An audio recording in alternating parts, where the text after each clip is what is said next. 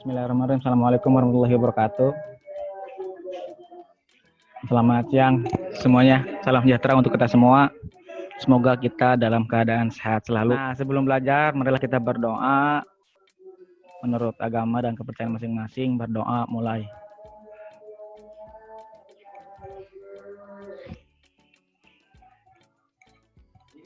Berdoa selesai. Oke, kita hari ini akan ngebahas tentang kebijakan Jepang di Indonesia.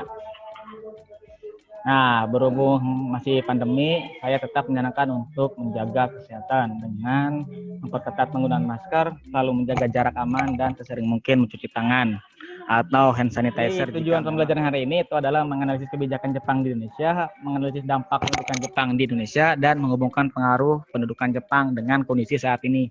Jadi ntar kita analisis nih, ada nggak sisa-sisa pengaruh dari kebijakan Jepang hari ini?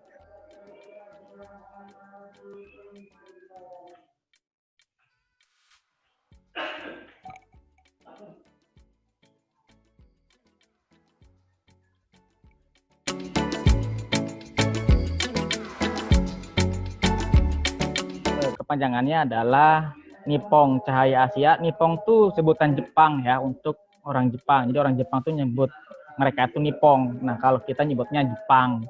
Kalau dalam bahasa Inggris ya Japan.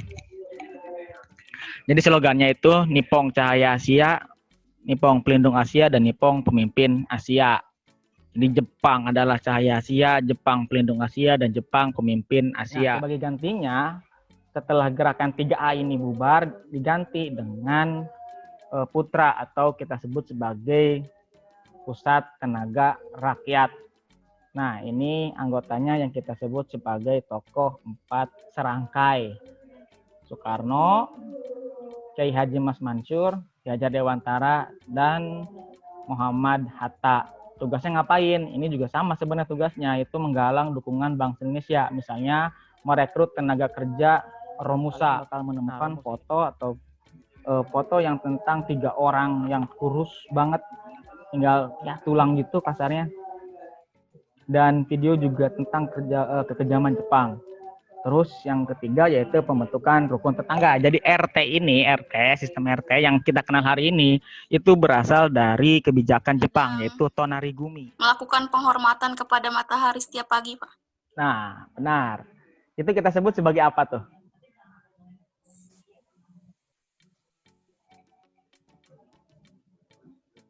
Jadi itu namanya adalah Seikirei atau Seikirei. Menghormat.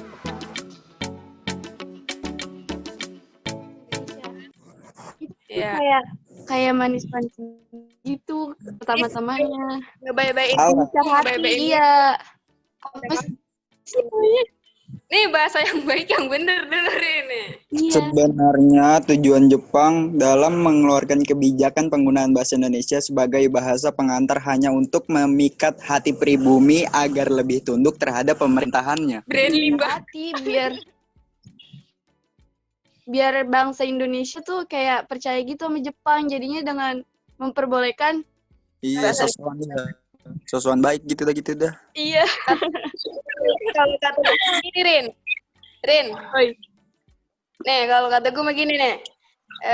Tujuan atau maksud diperbolehkannya bahasa Indonesia oleh bangsa Jepang itu usahanya untuk mendapatkan simpati dari rakyat Indonesia. Jadi supaya Google banget dianggap baik. Itu pemikiran itu yang baik, pun juga itu dia ntar enggak mendapatkan perlawanan secara kasar dari pribumi rakyat Indonesia. Jadi sih maksud atau tujuannya itu tuh kayak itu baik-baik. Iya, baik-baik. Nah, terus ada maksudnya juga tuh kita di BPING.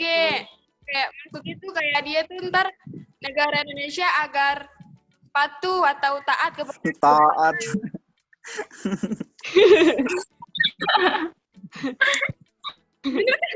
Riz, ayolah. Iya, soalnya kan Jepang kan kayak itu,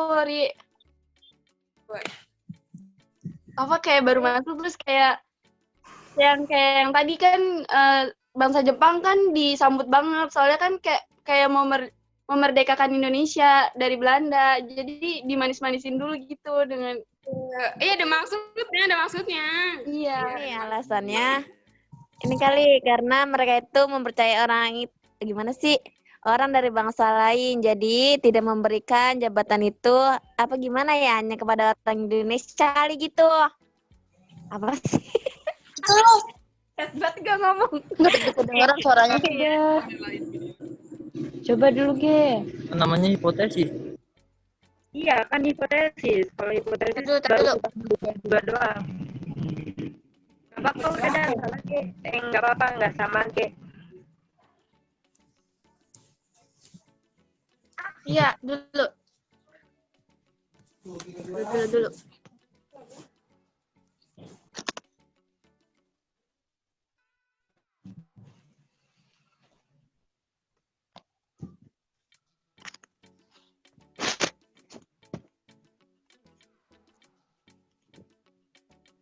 Hipotesisnya, Jepang menginginkan Indonesia yang mandiri, tidak bergantung dengan negara lain. Terus datanya, tujuannya untuk menunjang kegiatan perang Pasifik yang dilibatkan Jepang. Udah. Iya, gitu dah. Pelan-pelan. Maaf. Maaf. Kan hipotesisnya. Jadi, Gue bagi mulu. nah ayo ngakuin. Jadi Jepang itu Ingin memanfaatkan ya ingin memanfaatkan Indonesia hanya untuk kebutuhan dia sendiri, gitu dah. Hanya untuk kebutuhan dia dewek gitu.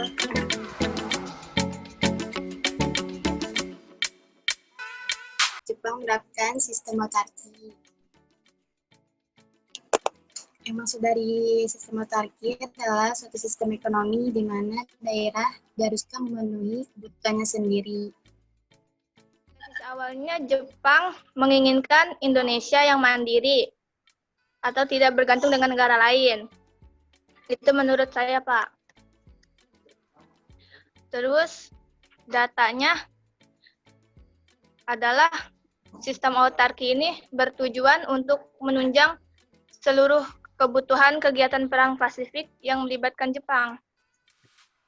Begitu, Pak. Jadi kesimpulannya hipotesis awalnya dengan data yang diperoleh itu sesuai atau berbeda? Berbeda, Pak.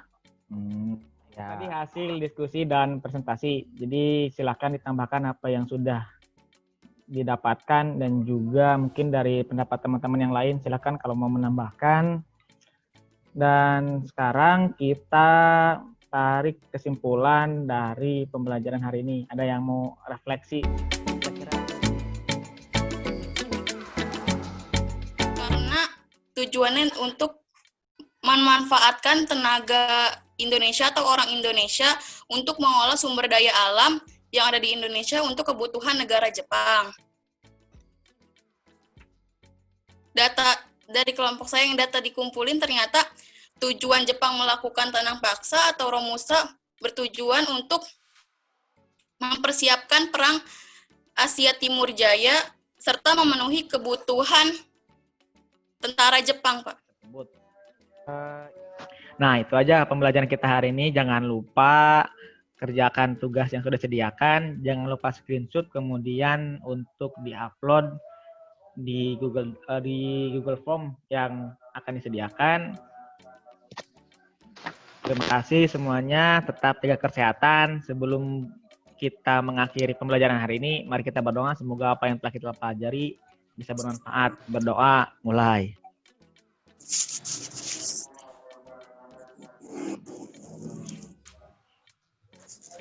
Berdoa selesai. Terima kasih. Tetap jaga kesehatan. Dan Assalamualaikum warahmatullahi wabarakatuh. Waalaikumsalam warahmatullahi wabarakatuh.